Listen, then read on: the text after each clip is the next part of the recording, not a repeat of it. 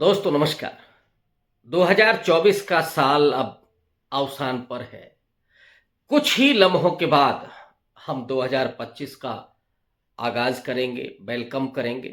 तो सबसे पहले आप सबको, तमाम दोस्तों को बहुत बधाई और शुभकामनाएं। आने वाला साल, आने वाला वक्त आपके लिए बहुत मंगलकारी हो, ये शुभकामनाएं आपको देता हूं। आज के लिए जो विषय मैंने चुना है आपसे बात करने के लिए, वो है कि 2024 में भारत की राजनीति को सबसे ज्यादा किस शख्स ने प्रभावित किया। इसमें निश्चित रूप से कई नाम और एक लंबी फेहरिस्त आपके सामने आ सकती है।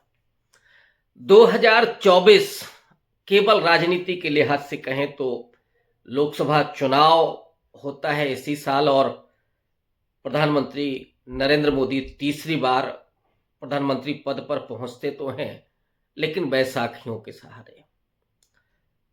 400 सीटें जीतने की उम्मीद रखने वाले और बीजेपी ने खोल करके जब संविधान को हटाने की बात की, तो उस नैरेटिव को काउंटर करने वाले राहुल गांधी और विपक्ष के कई और दिग्गज, जिसमें आप अखिलेश यादव को भी लें, मल्लिकार्जुन खड़गे जैसा शख्स वयोवृद्ध अवस्था में और जिस दृढ़ता के साथ वो आज राजनीति कर रहे हैं। इसके अलावा हेमंत सोरेन, उनकी पत्नी कल्पना सोरेन, ये भी नाम आपको याद आएंगे। अगर आप निगेटिव राजनीति देखें, जो बहुत बर्बर किस्म की राजनीति, बहुत कट्टर किस्म की डरावनी राजनीति, तो उसमें शायद अव्वल नंबर पर आपको योगी आदित्यनाथ को रखना होगा। बटेंगे तो कटेंगे जैसा मैं कहूं कि विनाशकारी नारा देने वाले योगी आदित्यनाथ। इसके अलावा भी नीतीश कुमार लगातार सुर्खियां बटोरते रहे। कभी इंडिया अलायंस के साथ आ रहे हैं, फिर वापस जा रहे हैं, फिर जाते जाते भी उन्होंने सुर्खियां बटोरी।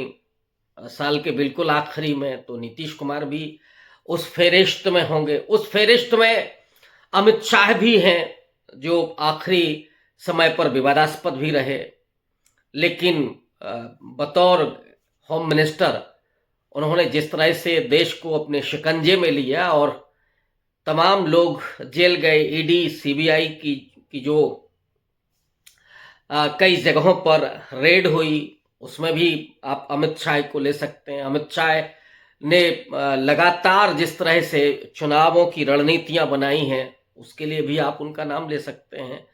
इसके अलावा भी मोहन भागवत को कई बयान देने में, जो उन्होंने हिंदुत्व से थोड़ा हट करके बयान दिए हैं, हालांकि हुआ कुछ नहीं है, तो उनको भी आप शामिल कर सकते हैं राजनीति में ना होते हुए भी राजनीतिक धारा को प्रभावित करने वालों में।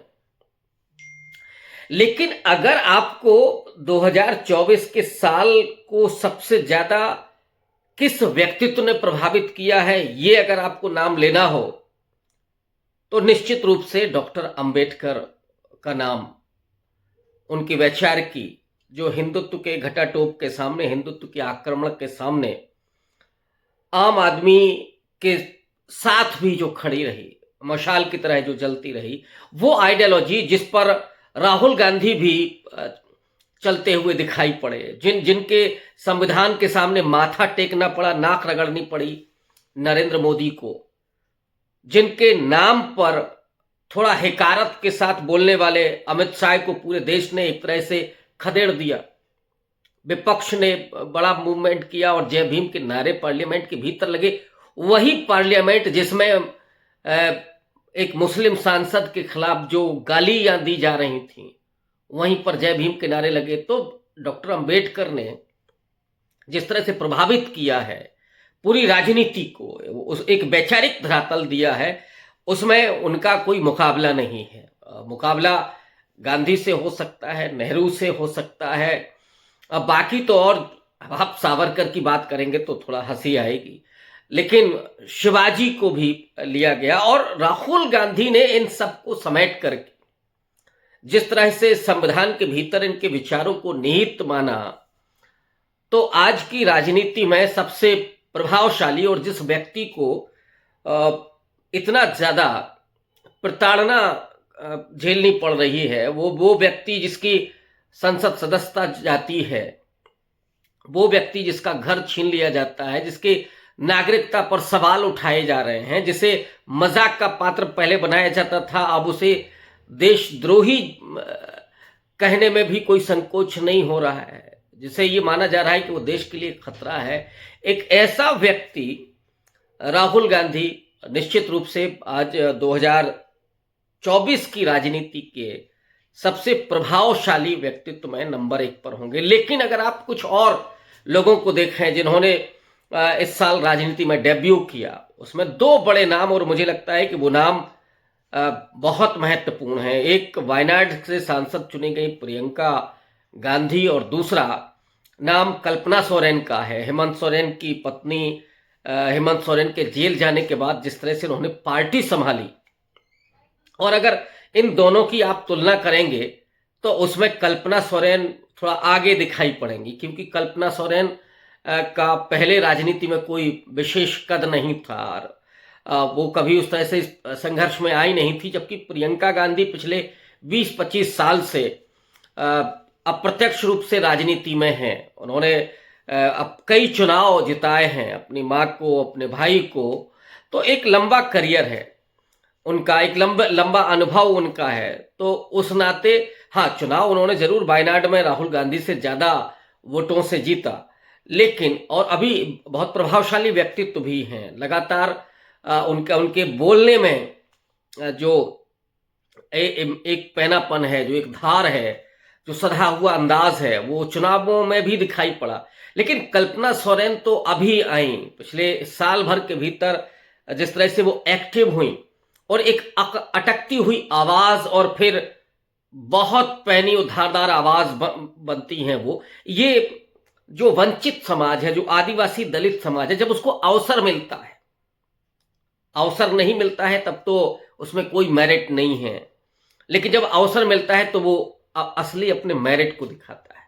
डॉक्टर अंबेडकर ने भी बाद में, जब वो कोलंबिया यूनिवर्सिटी पढ़ के आते हैं, जब वो लंदन स्कूल ऑफ इकोनॉमिक्स में पढ़ के आते हैं, तो उन्होंने अपने लोगों को कहा कि हाई स्कूल तक, जो 1908 में उन्होंने हाई स्कूल मैट्रिक किया था और उस साल उनके बहुत अच्छे नंबर नहीं थे, लगभग पास ही हुए थे, तब उन्होंने कहा था कि मैं क्यों इतने कम नंबर ला करके पास हुआ। उसकी वजह ये नहीं थी कि मेरे में मेधा नहीं थी, बल्कि मुझे वो अवसर नहीं मिले, पढ़ने की सहूलियत नहीं मिली।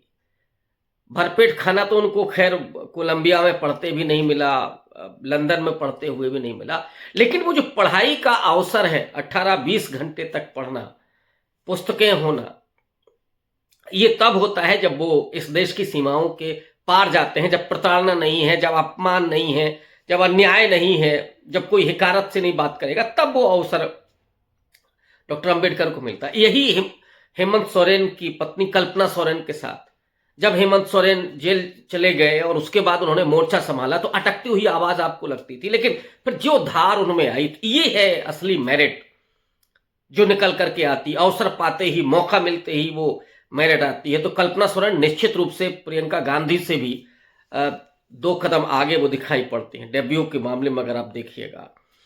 तो जो राजनीतिक परिदृश्य बना आज के भारत का, 2024 के भारत का, एक बड़ी शिकस्त नरेंद्र मोदी को सहनी पड़ी लोकसभा चुनाव में, लेकिन उसके बाद उन्होंने संभालने की कोशिश की।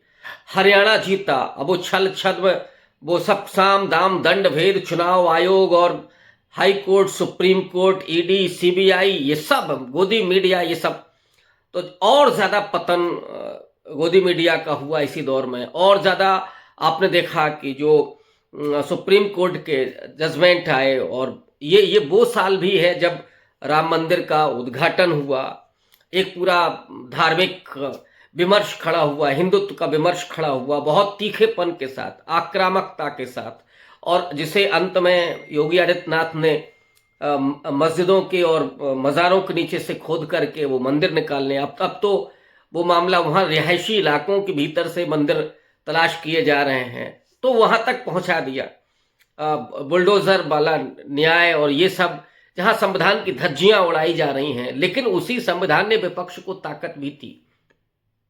उसी संविधान ने मोदी को नाक रगड़ने के लिए मजबूर किया। उसी संविधान ने और डॉक्टर अंबेडकर ने अमित शाह को उनकी अपनी हैसियत बताई। और उसी पर चल करके जिस तरह से जो प्रोटेक्शन है माइनॉरिटी को, जो प्रोटेक्शन दलितों को है, महिलाओं को है, उस संविधान के जरिए वो प्रोटेक्शन भी मिला। और उस संविधान को अपने हाथ में लेकर के जिस तरह से राहुल गांधी आगे बढ़ते हुए दिखाई दिए, राहुल गांधी ने लगातार संविधान को बचाने की बात की। अभी फिर से 3 जनवरी से वो संविधान बचाओ पैदल यात्रा करने जा रहे हैं। बीच में न्याय यात्रा की, उसके पहले उन्होंने भारत जोड़ो यात्रा की थी। तो ये संघर्ष के मामले में पैदल चलते हुए मुकदमे सबसे ज्यादा अगर किसी पर हुए हैं 2024 में राजनीतिक व्यक्तित्वों में, तो वो राहुल गांधी हैं। कई मुकदमों को जगह जगह, मतलब वो जिस तरह लोगों के बीच में जिस तरह से राहुल गांधी गए हैं, उसका कोई विकल्प नहीं है, कोई सानी नहीं है, कोई मुकाबला नहीं है उनका। वो चाहे सब्जी वाले के पास जाना हो, अभी मंडी में वो लहसुन का भाव पूछते हुए दिखाई पड़ रहे हैं। 400 रुपए केजी लहसुन, आम आदमी क्या खाएगा। बाकी और सब्जियों के जो दाम हैं, किसानों के आंदोलन के बीच में हाथरस पहुंचते हैं राहुल गांधी दलितों की उत्पीड़न और प्रताड़ना के मुद्दे पर। इसके अलावा राहुल गांधी ने कुलियों से मुलाकात की, राहुल गांधी ने ट्रैकमैन से मुलाकात की, राहुल गांधी लगातार लोगों के बीच में रहे, किसानों के बीच में रहे, धान रोपते हुए दिखाई दिए। सिर्फ चुनावी वो यात्राएं नहीं थी कि चुनाव के बाद खत्म हो गई, राहुल गांधी ने उसे अपने जीवन का हिस्सा बनाया। तो एक ऐसा व्यक्ति जो राजनीति में इस कदर समर्पित हो जाए कि जब सवाल पूछा जाता है कि आप शादी कब करने जा रहे हैं, तो राहुल गांधी कहते हैं कि वक्त ही नहीं मिला शादी के बारे में सोचने का, राजनीति में इतना उलझ गए। लेकिन यहाँ जो उनके राजनीतिक प्रतिद्वंदी हैं, प्रतिपक्षी हैं, बीजेपी और आरएसएस की तरफ से निकलता है कि राहुल गांधी की शादी भी है। अमित शाह का हालिया जो नौटंकी जो देखी इंडिया टुडे के कॉन्क्लेव में कि वो क्यों विदेश जाते हैं, तो एक व्यक्ति से कहलवाया गया बाकायदा कि उनकी वो वाइफ वहां पे है क्या। तो एक ऐसा व्यक्ति जो लगातार व्यक्तिगत हमले भी झेल रहा है और लगातार वो संघर्ष करते हुए, लेकिन वो हारता नहीं है, वो टिका हुआ है। उसी और एक और नाम उसी कांग्रेस पार्टी से आपको मल्लिकार्जुन खड़गे, जिस अवस्था में है, 84 साल की उम्र है, लेकिन वो लगातार चुनावों में भी सक्रिय रहे और पार्लियामेंट के भीतर भी जिस तरह से उन्होंने, चाहे वो लोकसभा अध्यक्ष हो, राज्यसभा के सभापति हो, उनके सामने अपनी बात को रखा। लगा दलित एसर्शन के मामले में वो उन्होंने अपने आप को खड़ा किया और जो लड़ने का मादा उस शख्स में दिखाई पड़ रहा है इस उम्र में, तो निश्चित रूप से 2024 के राजनीति में मल्लिकार्जुन खड़गे ने बहुत प्रभावित किया। अखिलेश यादव ने इधर उत्तर प्रदेश की राजनीति में लोकसभा चुनाव में बड़ी जीत हासिल की, वहीं चंद्रशेखर आजाद भी अपनी सीट पर जीत कर, नगीना जीत करके और पार्लियामेंट में पहुंचे। उनको भी आपको डेब्यू के रूप में देखना होगा कि एक डेब्यू उन्होंने किया। अब वो कितना और प्रभावित करेंगे ये आगे देखना होगा। महाराष्ट्र की तरफ जाएंगे, एकनाथ शिंदे क्लीन बोल्ड हुए हैं, देवेंद्र फडणवीस मुख्यमंत्री बने। वहीं पर उद्धव ठाकरे की राजनीति थोड़ी कमजोर हुई, शरद पवार की राजनीति कमजोर हुई, लेकिन 2024 में सुर्खियां उन्होंने भी बटोरी महाराष्ट्र की चुनाव के दरमियान। हरियाणा में भी जिस तरह से चुनाव हुआ, तो उसमें कुमारी शैलजा बनाम भूपेंद्र हुड्डा जो प्रकरण चला, उसने कांग्रेस की एक तरह से पलीता लगा दिया। राहुल गांधी लगातार वहां पर कैंपेन करते रहे, चुनाव मैदान में डटे रहे, फिर भी वो जीत हासिल नहीं हुई। और उसमें जो खेल वोटर लिस्ट से नाम गायब करना हो, नए नाम जोड़ना हो, ये महाराष्ट्र में भी सामने आया। तो एक चुनावी जो मैनेजमेंट है उसमें नरेंद्र मोदी और अमित शाह का नाम आपको सबसे ऊपर लेना होगा, जिसमें कोई सिद्धांत नहीं है, साम दाम दंड भेद चुनाव जीतने की तैयारी है। लेकिन ओवरऑल अगर आपको 2 शख्स का नाम लेना हो भारत की राजनीति में 2024 में प्रभावित करने वालों में, और मैं ये कहूँ कि 3, एक आप पर्सनालिटी से इतर जा करके, तो वो 3 होंगे। एक तो पर्सनालिटी से इतर जिसने सबसे ज्यादा प्रभावित किया नैरेटिव के स्तर पर, जिसने इतनी बड़ी सत्ता वाली पार्टी को, जिसके पास कारपोरेट है, मीडिया है, जिसके पास अथाह दौलत है, जिसके पास सत्ता का पूरा तंत्र है, उस पार्टी को घुटने के बल टेकने के लिए मजबूर किया वो संविधान।